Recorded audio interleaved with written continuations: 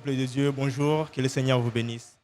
Je suis le frère Sylvain. Nous sommes heureux de vous savoir nombreux devant vos écrans à nous suivre en cet instant précis. Alors, je ne suis pas seul, je suis accompagné de la sœur Micheline Zinga qui va présenter cette émission chaleureuse avec moi. Bonjour sœur Micheline. Bonjour frère Sylvain. Comme il vient de le dire, c'est la sœur Micheline Zinga. Et nous sommes là pour le compte de l'émission L'Heure de Vérité. Alors, pourquoi L'Heure de Vérité ? Parce que vous savez, actuellement, il y a beaucoup de sujets qui suscitent controverses. Beaucoup de gens sont dans des ambiguïtés. Alors, comme la Bible dit dans Jean 8, 32, vous connaîtrez la vérité et elle vous affranchira. Voilà pourquoi nous sommes là pour cette émission, pour décortiquer tous les sujets qui portent controverse. Comme la sœur Micheline l'a dit, il y a plusieurs sujets qui sont à décortiquer dans cette émission. Nous ne mettrons pas à tout détailler du coup. Nous avons choisi aujourd'hui l'actualité, qui est coronavirus ou soit Covid-19 comme certains l'appellent. Alors, beaucoup de questions, beaucoup de spéculations tournent autour de cette maladie, de cette épidémie qui est appelée aujourd'hui pandémie. Nous essaierons de détailler aujourd'hui avec l'invité que la sœur Micheline va présenter. Alors, comme il vient de le dire, aujourd'hui nous parlerons du coronavirus et de l'année 2020. Alors, on a choisi pour vous le pasteur, l'apôtre Giscard Moïse Pandou. Alors, je ne veux pas beaucoup parler, je vais le laisser seul lui présenter. Bonjour apôtre. Oui, c'est comme la sœur Micheline vient de le dire. Je me présente. Je suis votre humble serviteur, l'apôtre Moïse Giscard Pandou Mwanda. Je suis le pasteur de l'église Bethléem Tabernacle de la 18e mairie industrielle. Voilà, à ce qui me concerne. Et je vous salue aussi le peuple de Dieu qui nous suit de partout. Shalom dans vos maisons, shalom dans vos travails, partout où vous vous retrouvez. Merci pasteur pour cette présentation. Alors, je vous ai bien suivi, vous avez dit que vous êtes apôtre. Alors, pouvez-vous nous faire un peu la différence entre apôtre et les autres ministères qui parlent la Bible dans Éphésiens 4, 11? Oui, effectivement, ma sœur Micheline Zinga, comme tu viens de me poser comme question, je ne serai peut-être pas trop large ici parce que c'est question de minutes. Vous devez savoir qu'il y a, depuis l'Ancien Testament, parce que nous vivons aujourd'hui, Frère dit dans Dieu dévoilé, que l'Ancien Testament et le Nouveau Testament étaient l'ombre de ces jours. Donc quand nous voyons déjà dans l'Ancien Testament, et nous voyons au temps de Jésus les 5 portiques, au temps de la piscine de Bethesda, c'est ce qui représentait les 5 ministères. Ce sont des moyens par lesquels vous entrez pour avoir votre expiation. Alors, le 5 ministères représentent les 5 portiques là, où dans la réalité aujourd'hui, ce sont les 5 portiques, et ce sont le ministère qui travaille pour l'édification. Et nous avons, premièrement, ce sont des apôtres, parce qu'ils sont tout autour d'un messager qui vient dans un âge donné, et ce sont les apôtres qui l'entourent. Enfin, de prendre la chose qui est sortie dans l'original pour essayer de l'amener dans d'autres contrées. Rabbanam dit un apôtre, c'est un envoyé.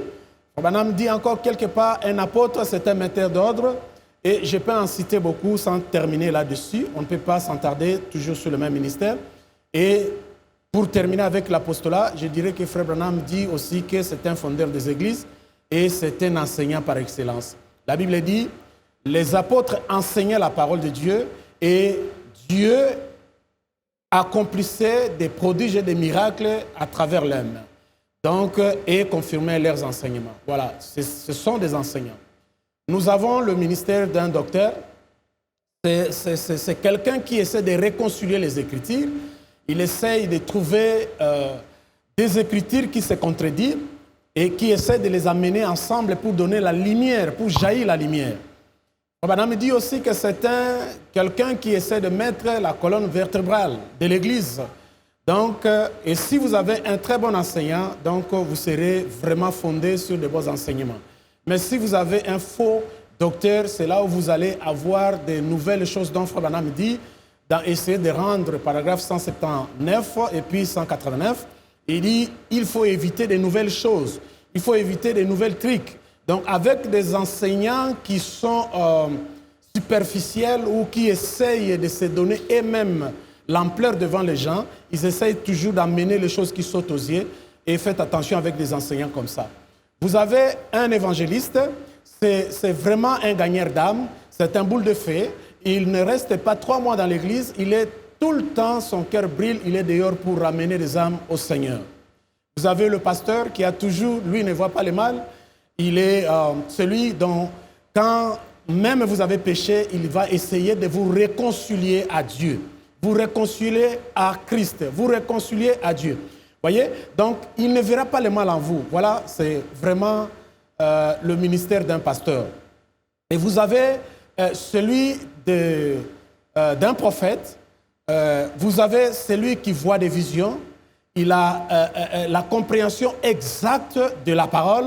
Et quand il essaye d'entrer dans la parole de Dieu, il vous donne des choses claires. Dieu lui parle à travers des visions, à travers des songes, et puis il lui montre des choses. Et un prophète essaie d'amener la lumière sur une écriture qui a été inattendue quelque part. Voilà un peu, en grosso modo, sur les 5 ministères que nous pouvons vous éclairer ou bien présenter. Merci. Merci, pasteur. Alors, une petite sous-question.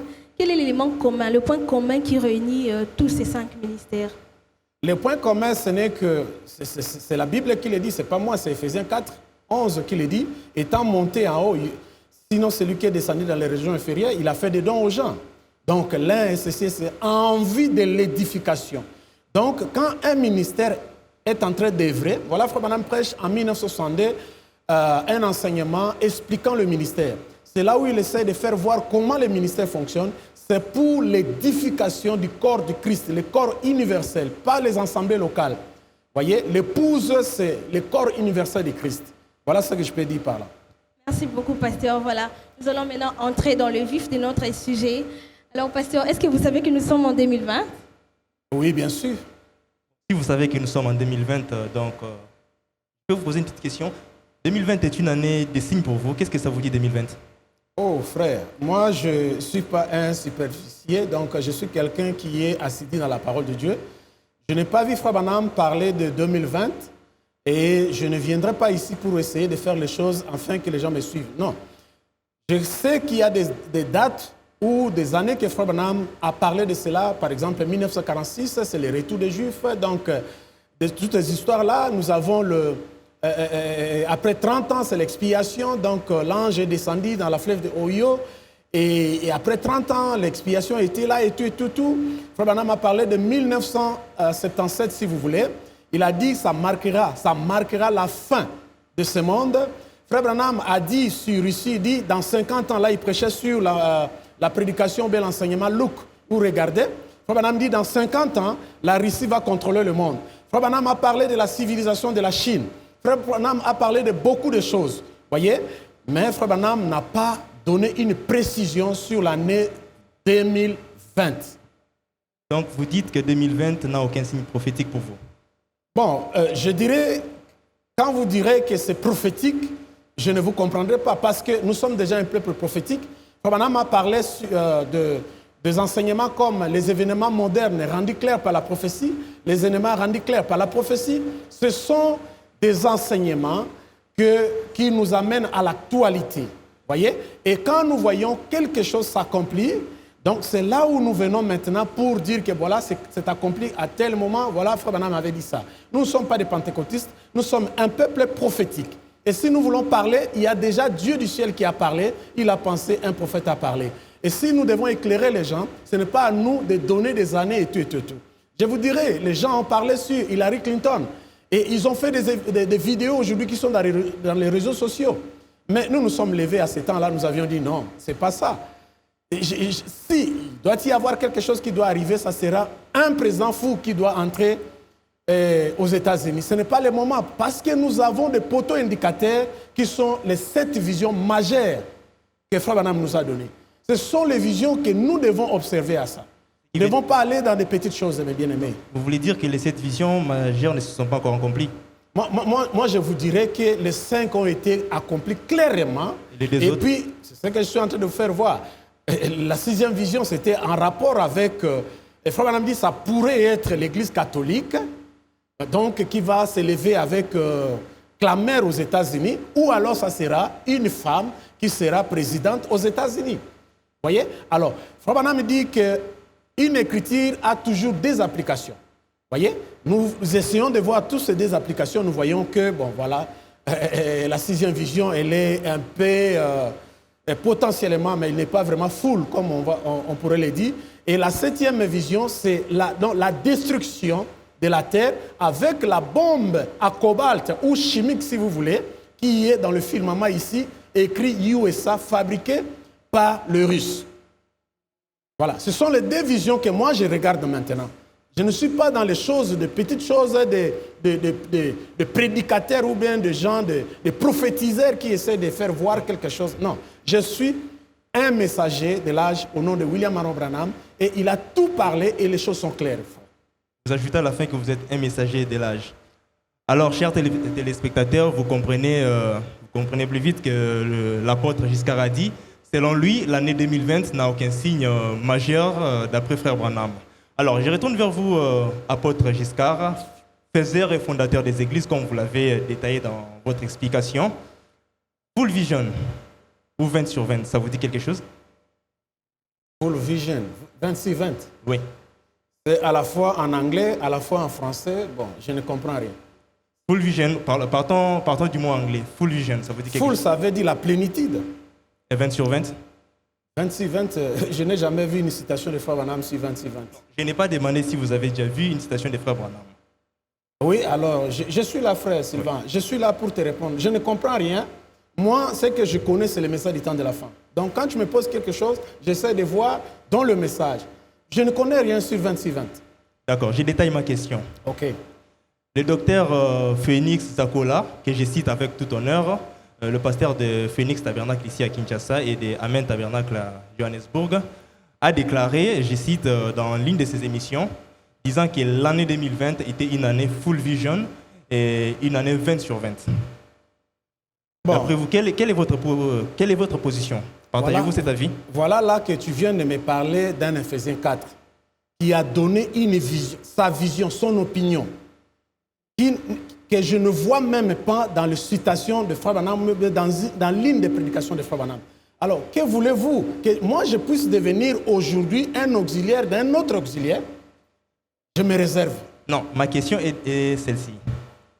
Ce qu'il a déclaré, vous êtes d'accord avec cela? Je ne vous ai pas demandé d'être son auxiliaire. Bon, être d'accord avec lui, il prêche dans son église. C'est un prédicateur d'une assemblée locale. Il a aussi déclaré dans l'une des émissions sur Internet. Ce n'était pas dans son église. Bon. Il l'a dit publiquement. Donc, il a parlé dans une émission. Oui. Donc, ça quitte maintenant la dimension d'une assemblée locale. OK. 26-20, Full Vision. Je me souviens aussi, le même docteur Moombo Zakola, c'est un ami à moi, frère Sylvain. Je voulais vous faire comprendre quelque chose. En 2006, le bien-aimé Moombo Zakola est venu ici à Kinshasa. Il est allé à Mbandaka et il est revenu. Il y avait encore une révélation de la dernière dynamo. Que jusqu'à aujourd'hui, je n'ai pas encore compris. Ça voulait dire quoi? Aujourd'hui encore, je l'ai appelé. Je l'ai appelé quand j'ai suivi ce que les gens disaient. J'étais en Afrique du Sud, je suis revenu. On m'a parlé de ces deux émissions. Je l'ai appelé pour qu'on puisse s'asseoir, que je puisse lui faire voir aussi que moi, quand j'étais en Afrique du Sud, je l'ai suivi dans les gènes du message qui s'interroge, qu'il avait dit aussi certaines choses qui sautaient aux yeux. Alors, j'ai voulu qu'on se voie, il n'a pas voulu. Alors, c'est le frère Charles, toujours de vos deux chaînes-là, qui m'interrogent souvent de temps en temps, et les Aiglons, et puis Bethlehem Gospel, qui m'a appelé et qui m'a posé la question par rapport à ça. Est-ce que bon, je ne comprenais pas ça. Ça a commencé d'abord avec un croyant de mon église, dont son croyant est venu vers lui pour le convaincre d'aller dans son église. Alors là, ça n'a pas marché.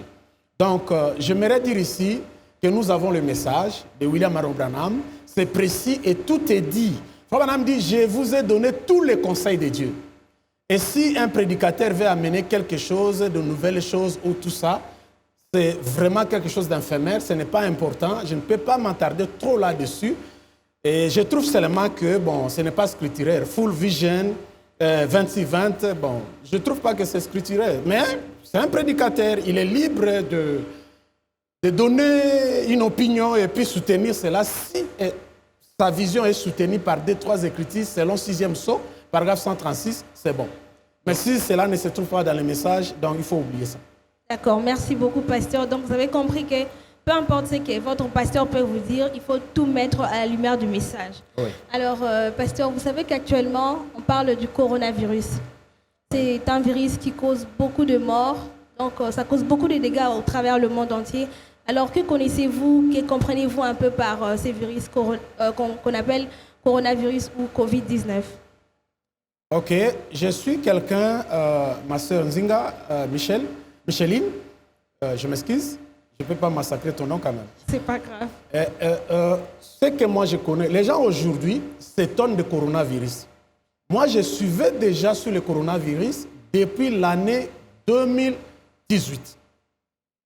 Quand les Chinois ont fait balancer un film, cela m'avait tiqué. À partir de ce film-là, ça montrait déjà qu'il y aura quelque chose. Sarkozy, avant de quitter le pouvoir, Sarkozy était précis dans une déclaration.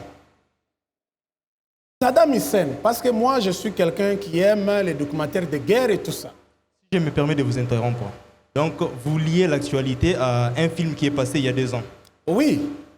Un film qui a été fait par les Chinois. Quand Frère Branham parle, il faut qu'il y ait des sous-bassements, des choses à venir ou des choses pendant qu'il était en vie, comme un prophète, il a vu, que vous n'avez pas vu. C'était une prophétie. Mais quand vous commencez à suivre le message de Frère Branham, le bande, vous voyez que non, Frère Branham avait dit de ces choses ici. Déjà en 1990, Saddam Hussein est assis avec son staff de la sécurité, les généraux, en train de leur parler que voilà les Américains, Saddam Hussein est mort depuis longtemps. Il a été pendu, vous le savez. Et il parlait déjà que les Américains sont en train de me menacer pour m'envoyer le coronavirus ici, dans notre pays. Donc le coronavirus, vous pouvez l'appeler Covid-19, donc les découvertes, non, ça existait déjà. J'ai avec moi ici, je vais vous faire voir ça. D'abord ici, je vais vous faire voir ce livre ici. Donc c'est un écrivain qui a essayé un peu de dévoiler les secrets de CIA. Et puis c'est Alexandre Alder. Il dit les rapports de la CIA. C'est-à-dire, déjà, dans ce livre ici, dans la page 203 et dans la page 285, ça parlait déjà d'une pandémie qui viendra, donc d'un virus qui arrivera et qui va mettre le monde à genoux. Et aujourd'hui, nous voyons cela arriver. Il y a une dame qui est allée en exil. Je ne sais pas si vous pouvez le voir ici.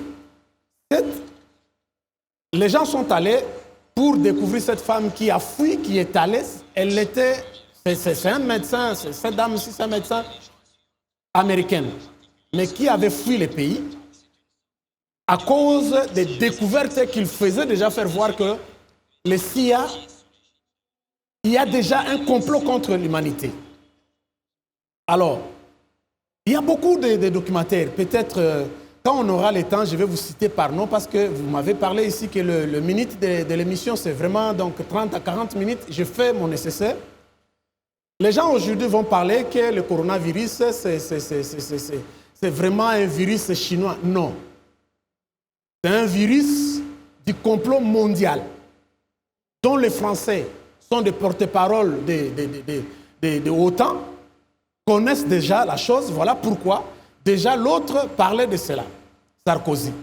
Donc aujourd'hui, nous devons parler de coronavirus, c'est comme ça a commencé en Chine et tout. Mais laissez-moi vous dire, c'est une pandémie déjà prédite par notre prophète William Aaron Branham dans plusieurs des prédications. Je suis celui qui écoute le band. Je ne suis pas ici pour donner des détails ou quoi que ce soit. Mais vous êtes tous dans les réseaux sociaux. Vous voyez la prédication, la voix, donc accepter la voix pourvue par Dieu de 1954. Vous voyez celui de 1963. Et vous avez tant d'autres prédications. Vous verrez que Frère Branham parlait de virus, de pandémies. Et il a dit même qu'après le cancer, il aura beaucoup d'autres maladies qui viendront et des pandémies qui apparaîtront. Alors, pasteur, vous avez parlé de Frère Branham qui en a parlé dans beaucoup de ses prédications. Alors, je reviens par la prédication la voie pourvue par Dieu pour la guérison. Au paragraphe 42, le Frère Branham a parlé des guerres bactériologiques dans le dernier jour. Et aussi, il a dit que ceux qui auront le Saint-Esprit, la marque de Dieu, ces virus-là ne vont pas leur atteindre. Alors, que dites-vous de gens, de frères et de sœurs du message qui sont aussi attaqués par le coronavirus et d'autres même qui sont morts? Donc, vous dites que vous pouvez dire que ces gens-là n'ont pas le Saint-Esprit, ou bien c'est que le Frère Branham avait dit, il ne parlait pas du coronavirus. Essayez un peu de nous éclaircir sur cette écriture-là.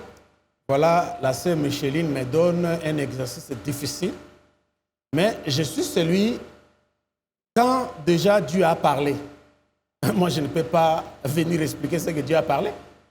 La citation est claire. Donc, les gens qui ne seront pas dans la maison de Rahab, la prostituée, ne seront pas épargnés.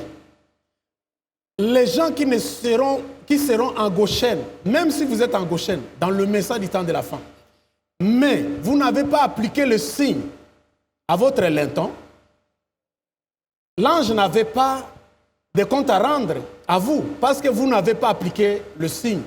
Frère Branham me dit, aujourd'hui, appliquer le signe, ce n'est pas appliquer le sang, mais c'est accepter le message. Vous voyez, Frère Branham me dit, celui qui a le Saint-Esprit, c'est celui qui croit à toute la parole. Et croire à toute la parole, c'est accepter et pratiquer. Donc vous dites qu'ils n'ont pas le Saint-Esprit. Je ne dis pas que c'est frère tel ou frère Sylvain ou la sœur telle. Ceux qui sont morts du virus. Je ne connais même pas quelqu'un qui est mort, mais je m'attache aux écritures de Frère Branham. Et quand un prophète parle, je dis Amen. D'accord, le message est clair. Donc, quand un prophète parle, je dis Amen et puis je m'arrête là. Qu'est-ce que moi je vais expliquer? Dans votre exposé sur le coronavirus Covid-19, je remarque que vous pointez du doigt les Américains. Oui, parce que c'est la première puissance du monde. S'ils n'acceptent pas quelque chose...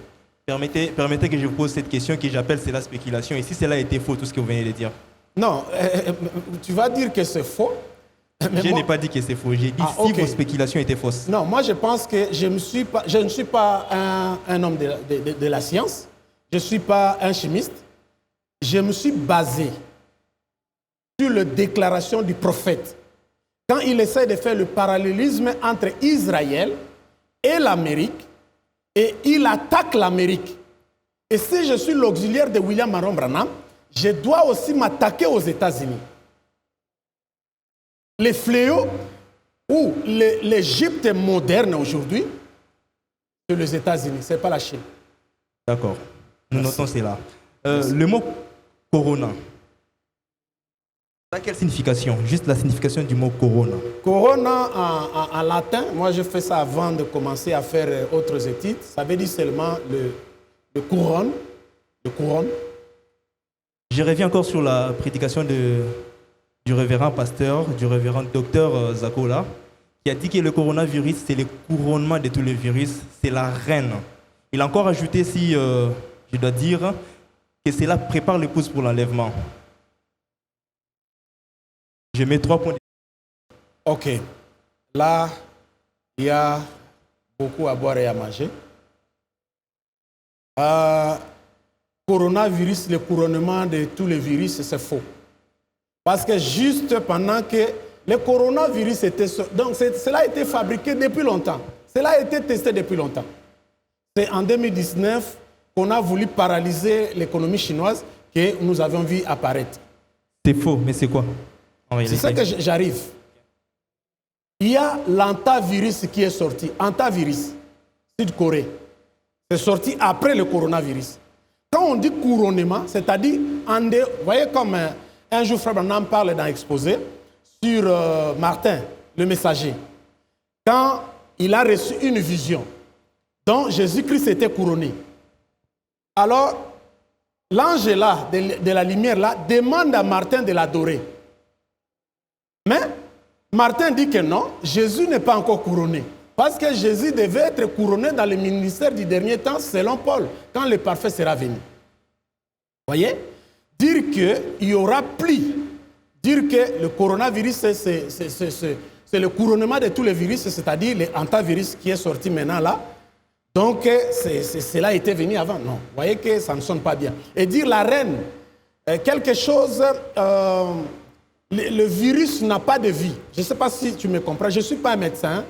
Je ne suis pas quelqu'un qui travaille dans le laboratoire. Allez-y, les médecins nous comprendront.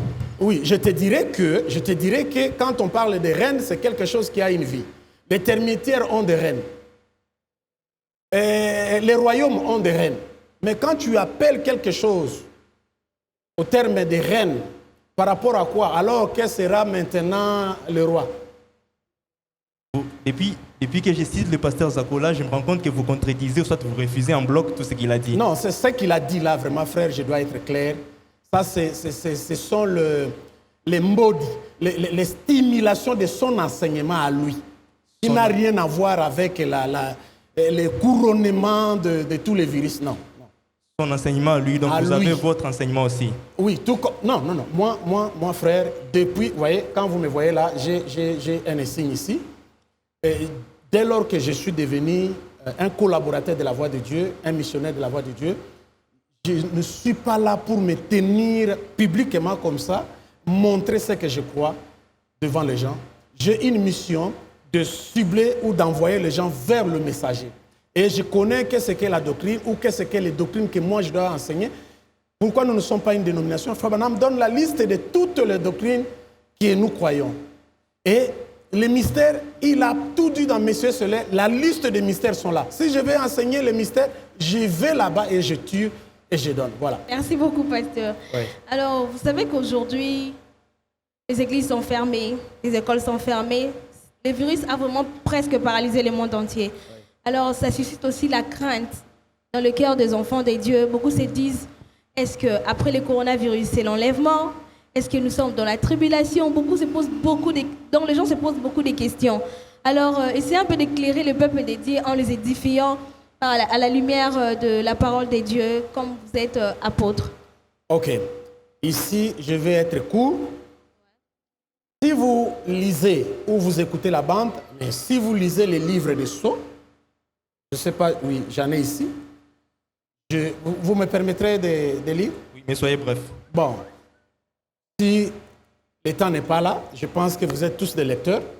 Dans le paragraphe 231 à 233, 7e sceau, Frère Branham me dit, c'est la fin de toutes choses. C'est la fin des trompettes. C'est la fin de fléaux. C'est la fin de ceci. C'est la fin de toutes choses. C'est même l'introduction au millénium. C'est la fin de l'introduction au millénium. C'est-à-dire, le millénium est introduit et c'est fini. On est plein dedans. Ici, je risque d'entrer dans la doctrine et puis ça serait pas... Vous croyez au millénium, c'est ça? Je crois au millénium parce que Frère Branham a parlé de millénium dans beaucoup des angles. Il dit, le retour même des Juifs dans leur patrie, ayant une monnaie, une nation, tout ça, c'est le millénium. Et qu'en est-il de l'enlèvement alors? L'enlèvement, c'est le changement d'adresse, au-delà du rideau du temps. Ça résulte d'un long débat. Alors nous aimerions... C'est le changement d'adresse, mon frère. Merci. Donc quand...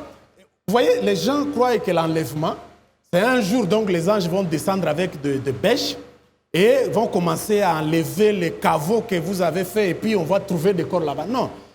C'est après 3 jours, ces corps-là que vous avez mis là-bas, c'est décomposé. D'accord, pasteur, je vous comprends. Il y aura un corps semblable à celui-là. Je préfère que nous organisions une autre émission dans laquelle vous détaillerez cela. Merci beaucoup. J'aimerais un peu vous poser une question. Oui. On est au mois d'avril. Oui. La Pâque, c'est au mois d'avril. Bien sûr. N'est-ce pas une coïncidence avec le corona? Par rapport à quoi encore? Le mois d'avril, Abib, le premier mois des Juifs, où nous sommes les Juifs spirituels, et c'est au mois d'avril que Jésus-Christ était né, le 1er avril, et Frère Branham est né le 6 avril, Josué le 1er avril a traversé le Jourdain. Bon, qu'est-ce que ça a à faire avec le coronavirus? Certaines personnes parlent d'une coïncidence entre le corona de 2019, soit Covid-19, avec la Pâque. Et qu'est-ce que ça va faire? Pour ne pas citer des noms. Donc, la Pâque, on aura la Pâque, c'est la fête que Frère Branham nous demande de fêter. Mais qui est devant là? Mais nous ici, nous avons fermé les églises, nos frères. Donc il n'y aura pas de Pâques. Donc, quelle Pâques là? Non, Pâques là, c'est dans le cœur, frère. C'est la parole passe over. C'est-à-dire, nous devons croire ce message pour passer de la quatrième saut au 7e saut. C'est-à-dire, le saut de la mort au saut de la vie. Et ça ne se passe pas parce qu'on a des cultes, non. C'est une question du cœur, la religion du cœur, qui n'a rien à voir avec le corona, virus ou Covid-19. Je ne sais pas comment vous liez la Pâque. Hein? Je ne sais pas. Je note et je conclus que pour vous, il n'y a pas de liaison entre la Pâque et le corona 2019. Mais oui, c'est noir, c'est blanc. Je ne sais pas le parallélisme par rapport à quoi. Frère Branham m'a dit que la Pâque avec le coronavirus, le mot même Covid-19, Frère Branham n'a jamais parlé de ça. Mais Frère Branham a parlé de virus. Comment vous allez lier ça, vous, les peuples prophétiques? Vous allez lier le Covid avec la Pâque ici de 2020. Comment vous allez lier ça? Nous notons cela. Le véritable saut de Pâques, c'est un homme avec la calvitie qui est saint, qui est le Saint-Esprit aujourd'hui, avec le message, voilà la Pâque. La résurrection de même ministère de Jésus, la pierre de Japs, qui est devenue sardoine dans la vie d'un mortel. Contenez-vous, pasteur. Voilà. Contenez-vous. Ça, c'est la Merci Pâque. beaucoup, pasteur, pour tous ces éclaircissements. C'est moi qui vous remercie, ma chère Micheline Zinga. Alors, pasteur, une petite question pour vous détendre. Alors, quel est l'impact du message de Frère Branham dans votre vie? Donc, vous avez compris que vous m'avez rendu un peu nerveux. Ok, non, je mais... me détends. Ok, détendez-vous. Dites-nous un peu l'impact du message de Frère Branham dans votre vie sur le plan spirituel, physique, matériel, financier. Essayez un peu de nous expliquer ce que ce message a apporté dans votre vie. Merci. Je dirais ici le message prêché par William Marion Branham, le messager du dernier temps. C'est un message puissant. Si vous ne faites pas semblant, mais vous croyez réellement. Je vous dis, ma sœur Micheline, dans ce message, j'ai vu des pasteurs venir me voir pour dire qu'on voit que tu es beaucoup béni. Et nous ne croyons pas que c'est seulement le message de Frère Branham ici que nous tous nous prêchons. Quel pasteur, par exemple? Je pense que vous avez quelque chose là dessus que vous cachez. Je ne vais pas citer. Juste là, un nom. Je te dis, je les ai présentés devant mon église, je les ai étalés devant l'église. Oui, parce que je suis direct comme ça, mais ce n'est pas bon de le faire ici. L'un était venu de Mbandaka. Il a dit non, moi je suis venu pour que tu me donnes un peu la chose là que tu as. Avancez, je vois que vous réduisez déjà la zone. Allez encore plus précisément. Après Bandaka, l'autre là, c'est vers les provinces de l'Est là-bas. Il est venu 2 fois avec 2 hommes de Dieu. Pour dire que nous croyons que le message de Frère Branham, c'est le message. Mais il semble qu'il y a quelque chose que toi tu as. Tu montes les avions chaque mois. Tu voyages partout dans le monde. C'est que tu dois avoir quelque chose. Frère Branham me dit, la colonne de feu que nous voyons au-dessus de sa tête, quand c'est la confirmation du ministère que Dieu a dit dans ces derniers jours selon Malachie 4, comme cela fit au temps de Moïse. Il dit, souvenez-vous de la loi de mon serviteur Moïse. Quand Moïse est sorti avec les enfants d'Israël, ils n'avaient pas amassé de provisions pour le chemin.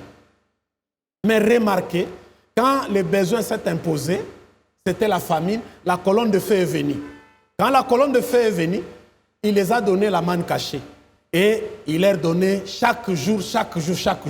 Quand ils ont manqué de l'eau, ça les a donné un rocher qui pouvait leur donner toujours de l'eau. Et Frère Branham va prêcher, il y a toujours l'eau présente du rocher. Alors, je vais dire ici, pour être bref, je vais dire que si vous croyez réellement au message de Frère Branham et que vous ne vous associez pas avec les gris-gris, qu'on vous trompe avec cela, vous restez derrière le message frère, le message vous fait un nom. Vous n'avez pas de gris-gris des petits... Rien. Des petits Il y a un choses. frère qui m'a appelé il y a 2 jours, c'est un journaliste, il dit, je soutiens... C'est juste un secret que je vais garder, vous n'avez pas de gris-gris. Et un frère m'a dit, non, tu reçois un paquet des États-Unis, c'est-à-dire auprès des frères Joseph Branham tous les mois. Nous connaissons ça. On nous a dit, c'est sûr, par des sources sûres. Je cite, c'est le frère Eliwelo. J'ai dit non. Ce que j'ai bénéficié des frères Joseph, c'est la prière de ces deux apôtres, je vais les appeler comme ça, les enfants du prophète William Aaron Branham. Pas de fétiche, ça a changé ma vie. J'ai demandé à Frère Billy Paul, j'ai dit, nous, les Congolais, je doute fort qu'on a le Saint-Esprit. On a l'esprit Hitler, des combats, Dieu de la chair. J'ai besoin du Saint-Esprit qui était dans ton Père et qui est en toi là. Prie pour moi que je reçois le Saint-Esprit. Vous voulez dire par là que vous êtes le seul à avoir le vrai et l'authentique Saint-Esprit? Parce que vous avez dit, vous doutiez bien sûr à l'époque que les Congolais, vous aviez le Saint-Esprit. Ils m'ont imposé les mecs croyant qu'ils avaient le Saint-Esprit, mais ils combattent Frère Branham. Donc j'ai douté au Saint-Esprit là. Voilà pourquoi je suis allé demander le Saint-Esprit. Qui? Vos pasteurs à la télévision et dans les réseaux sociaux, vous les connaissez tous. Donc vous vous êtes fait imposer les mains par les pasteurs des réseaux sociaux? Non, j'ai dit que pas moi. Le Saint-Esprit qui donne là, aux gens là. Je parle de cela. Et j'ai douté parce qu'il donne des coups bas du haut de la chair. Un pasteur qui se lève contre les autres. Un pasteur qui injurie les autres. Un pasteur qui fait arrêter l'autre pasteur parce qu'il a des policiers dans son église. Je doute que ça doit être le Saint-Esprit. Donc vous êtes le seul. Si vous avez alors le Saint-Esprit, vous avez tout. Je suis déjà au ciel, ma soeur, comme tu me vois là. Non, je dis vous êtes le seul à avoir le vrai Saint-Esprit, comme eux ne je sont ne dis pas pas le partis seul. là-bas. Non, je ne dis pas le seul. Quand vous doutez de leur Saint-Esprit alors? Ces gens-là qui ont essayé de m'imposer les mains, ils savent. Apôtre, pour couper court, nous sommes déjà à la fin de notre émission. Une question me monte à la gorge. Je ne m'empêcherai pas de la poser. Vous êtes apôtre ou pasteur depuis combien d'années? Je suis... C'est l'avant-première. Non, je te dis ici, je suis un serviteur de Dieu, ça fait 30 ans que je prêche la parole de Dieu. Ça fait 30 ans que je suis dans le travail de Dieu. J'ai accepté, parce que j'étais un commerçant, tout le monde connaît ça, vous demanderez à Frère Kassende, vous demanderez au pasteur de Goshen, Pascal Massimango, mes amis, tout ça, même au pasteur Zakou, là, il va vous le témoigner. Même jusqu'à aujourd'hui, je n'ai pas laissé aussi des affaires, je continue. Mais, je vais me couper? Oui. Pour que je devienne pasteur, ça fait 13 ans de cette église, mais j'ai soutenu ou j'ai travaillé auprès d'autres églises plusieurs années. J'aimerais juste prendre ces 13 années-là, où vous êtes devenu responsable de Bethléem. Ouais, de Bethléem. Ouais. Étant humain, quelle est la plus grosse erreur que vous ayez commise et que vous regrettez à jamais? La grosse erreur? La grosse erreur que vous ayez commise? De suivre les humains, les grands, les soi-disant, entre guillemets, les grands. D'accord, je vous remercie infiniment, C'est pasteur. comme si tu voulais chercher autre chose. Non, justement, c'était là ma question, mais nous voyons que nous sommes arrivés à la fin. Alors, il y a toujours des questions qui me montent à la gorge. Mais oui, pose-la, nous sommes là. Si vous croyez que vos minutes sont là, pose-la. Le 28 février, le 8 mars, ça vous dit quelque chose? Vous venez encore là-bas? Nous venons là-bas parce que ce sont des questions qui restent en suspense et apportent beaucoup de débats et d'incompréhensions sur les réseaux sociaux et entre les croyants. Qu'est-ce que vous en dites brièvement avant que nous concluions? Je vous donne les références, frères. Écoutez, il y a les troubles. Les gens disent que le 28 février, Frère Branham n'était pas sur la montagne. C'est ça que les gens disent. J'ai même écouté un homme de Dieu disant que même Frère Joseph a donné le témoignage que c'est vrai, donc ce n'était pas le 28 février. C'est faux. Voilà ce que je vous montre ici. Lisez bien la chose ici. Lisez ça. C'est le Catch Vision de février 2012. Frère Branham Joseph n'a pas dit ce que vous dites là. Qu'est-ce qu'il a dit clairement? Il a gardé les témoignages de son père. Voilà, je donne les prédications. Lisez dans la prédication, aujourd'hui cette écriture est accomplie du 19 février 65. Le paragraphe 178. Frère Branham me dit, j'étais à la montagne avec frère Géné Norman et frère Sotman, comme Pierre, Jacques et Jean. Dans la prédication encore, ça ce sont les 65, hein, il ne devait pas laisser l'église dans la confusion. Dans la prédication 1 sur 1 million, paragraphe 20, il dit la même chose. Il était sur la montagne avec frère Fred et le frère Norman. Et lui, frère Branham. Et pendant que la nuée a fini l'expérience avec lui, c'est toute une histoire là-bas, pendant que ça remontait, c'est alors qu'on a pris la photo. Donc, dire cette histoire de 3 mars, il n'y a pas de citation. Nous avons les citations dont frère Branham nous pointe à la magazine Life, du 17 mai 63. Et c'est ce qui fait que nous croyons que Frère Branham était sur la montagne. Il a répété ça plusieurs fois, tous les témoignages de toi. C'est fini. Mais celui qui vous dit là, les gens qui vous disent là, que non, c'était le 8 mars, ils ne vous donnent pas de citation. Il dit, voilà, il a prêché le 4 mars à Nîmes. D'accord, moi, je viens des États-Unis, je connais les kilomètres, je vais vous donner s'il y aura le temps. Retenez-vous. Nous voyons que nous vous arrachons les mots alors que vous n'avez pas encore fini. C'est 15 heures de route de Tixon. Que vous n'avez pas encore fini vos pensées. Alors nous aimerions continuer ceci dans une prochaine émission comme nous vous l'avons dit au début. À bon vouloir, frère. Vous accepterez d'être notre invité. S'il y a quelqu'un, ma soeur Micheline, qui ne fuit pas les débats, qui ne fuit pas les émissions, c'est votre humble serviteur que je suis. Qu'est-ce que vous voulez dire par là? Il y a d'autres qui fuient. Oui. D'accord, c'est encore un débat que vous voulez soulever là. Mais je vous dis, il fouille. Alors, apôtre Giscard, comme je vous appelais au début, fondeur des églises. Oui. C'est un réel plaisir pour nous de vous recevoir sur notre plateau. Alors, nous pensons que ce sera encore un réel autre plaisir à vous recevoir prochainement. Que Dieu vous bénisse. Merci d'être venu. Qui vous bénisse tous nos frères qui nous ont accompagnés derrière les caméras, derrière technique, le son et tout ce qu'il y a. Vraiment, vous êtes nombreux. Que le Seigneur bénisse richement et que Dieu soit avec vous. Soyez protégés sous le sang et soyez bénis, bénis, bénis, bénis au nom du Seigneur Jésus-Christ. Amen. Soyez protégés sous les sangs, soyez bénis, comme l'a dit l'apôtre, et que le Seigneur vous bénisse, chers téléspectateurs. Voilà, c'est la fin de notre émission. Merci à toute l'équipe qui était avec nous. Merci à notre invité pour avoir accepté l'invitation et pour les éclaircissements tout au long de cette émission. Nous vous remercions et rendez-vous très prochainement dans notre deuxième numéro et avec un autre invité. Que Dieu vous bénisse.